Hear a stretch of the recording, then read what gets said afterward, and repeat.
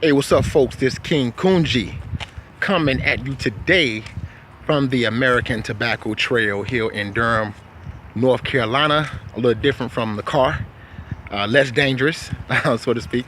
My mama hated when I make these videos from the car. She's like, "You gonna mess around and get into a car wreck?" So I'm making this video from the Tobacco Trail. I love this trail because I run it a lot. I haven't ran it lately, but well, I have last week a few times.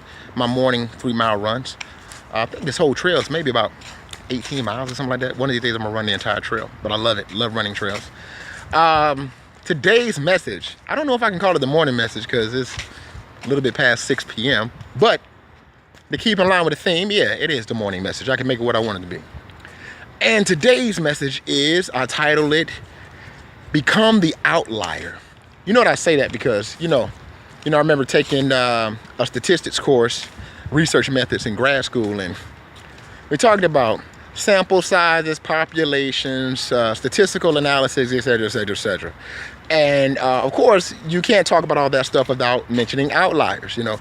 Now, I'm not going to go into the actual definition of what an outlier is, but just to kind of give an example of human outliers would be like Michael Jordan or someone like Oprah Winfrey in terms of you know, her financial position. Typically, like when, you know, as adults, we always telling children, you can be anything you want to be. You put your mind to it and work hard, which is true. And it's something we should continue to tell our children because they come from greatness, right? But when we look at the reality, statistical reality of all the millions of kids who play basketball, the likelihood of them becoming a Michael Jordan is very slim. And some would consider Michael Jordan as an outlier. Like, you know, his talent is just like, you know, out of this world compared to the average basketball player. Even others who make it to professional basketball.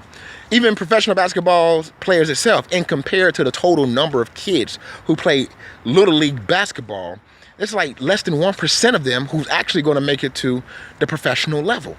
For basketball or football, or even track for that matter. When you look at you look at the world actually, and how many humans can run 100 meters under 10 seconds. It's less than 10 out of the human population, you know what I'm saying? Some would consider them guys outliers, right? Now, when I say be the outlier or become the outlier, now you got this whole thing, talent and hard work. You know, and I'm all for the idea that hard work beats talent any day, right? You got some people who are just born with extreme talent, like born with the ability to grasp something, an idea or an activity or a thing better than others can, because it's just in there, it's just something about them in their DNA, in their soul, that this is meant for them to do, you know? So those people can either two things, either A, rely completely on their talent as a source of them winning, or those people can decide to say, hey, I recognize this gift, I recognize this talent, but I'm going to work hard so that I can go down as a legend. And that's your Michael Jordans, that's your Usain Bolt. People who recognize their talent, that they are more talented than the average human being at this particular thing, but I'm actually going to match this with hard work, and so I can go down as a legend, right? But let's think about everybody else, right? Everybody else. Sometimes it takes years to realize that you're not that talented guy, right? Sometimes people peak later in life.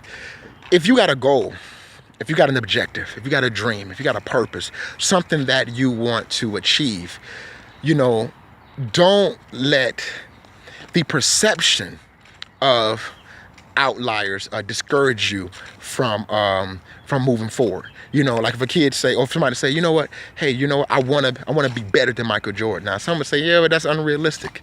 Yeah, man, forget that. You know, nothing's unrealistic until you just actually can't do it. You know, you get started, you move forward, and you make a decision, and you plan, and you start working your plan as if you're going to be that outlier, as if you're going to be the one people talking about 20 years from now, calling you the outlier, saying that, hey, you know what, this person was the exception of the rule. They were just born with that extra stuff. Not realizing that it was really your hard work. You know, you work hard as if you are the outlier. You work hard as if you are that exception to the rule. You know, if you read these people's stories, they're not relying just on their talent. They're actually putting in work every day to make it happen. You know, they never accepted defeat. They never made excuses. They just did whatever they had to do to break down walls, overcome obstacles, overcome challenges, and say, I am the one. I am the one. You know, when you look at Harriet Tubman, dude, come on. In terms of statistics of slaves, well, I believe it was estimated of 4 million in the 1860s.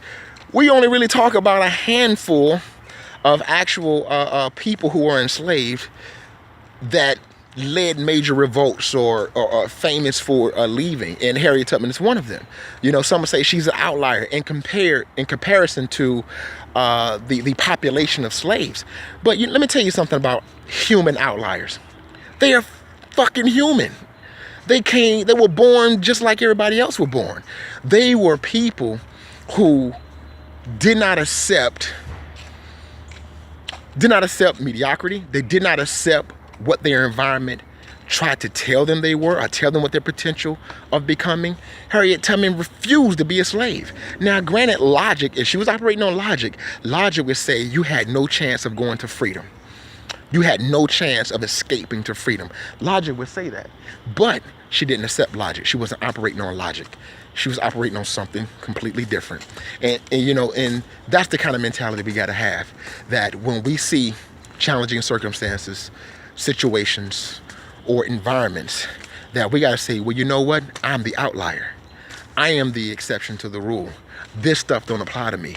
This environment don't apply to me.